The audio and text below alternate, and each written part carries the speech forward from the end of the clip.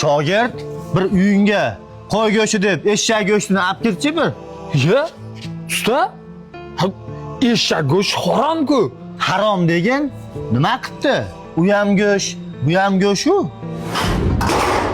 Usta, mana ortgan materialni mana taklab qo'ydik. Bu obyektdan ham shuncha material ortdi. Usta, yo'q demasangiz menga zo'r fikr kelib qoldi-da. Shularni qaytarib olib kelmasdan o'zini bo'yniga qo'yib yuboraylik. Uyda egasi bilib o'tiribdi-mi? Hozir qarang, shuni qayirib olib keldik. 800 ming ziyon qildik, hisoblangan puldan. Bitta xonadondan hech yo'q 800 mingdan qolib tursa, qancha xonadonnikini qilamiz? Qancha foyda privilga kirib ketamiz, usta?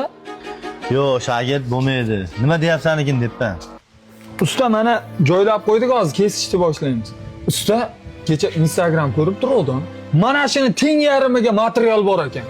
Buni firma bilan shartnomani to'xtatib, nomerlariga chopib oldim.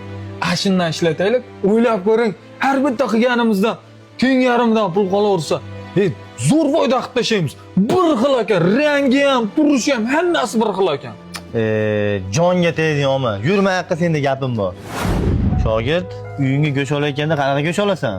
Mol go'shtimi yo qo'y go'shtimi? Dadam qo'y go'shtini yaxshi ko'radilar. O'shaning uchun taliq joydan qo'y go'shti olib kiraman. Shogird bir uyingga qo'y go'shti deb eshak go'shtini olib kirchi bir.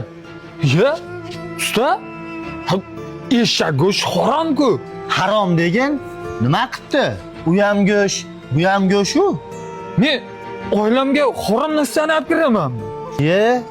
Uyingizga eshak go'shtini, qo'y go'shtini olib kirgani uyalasiz.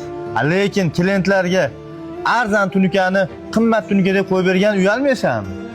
5 yildan beri shuncha joyda ishladik. Biror marta tunika zangladi degan gap bo'lmadi. Nimaga bilasanmi? Haqiqiy zavod tunikadan foydalanganimiz uchun. Sen momay pul maqsadida harom pulni ko'p kun ishlashing mumkin, lekin haromda umri qisqa bo'ladi. Sen odamlarga yolg'on gapirmasdan zo'r qilib ishingni qilgin, 10 ta, 20 ta odamga tavsiya qiladi bu odam seni. Shuning uchun shogird, bo'mag'ir kesa kelmasa 15 gaplaringni qaytib eshitma. Bor ishingni qil.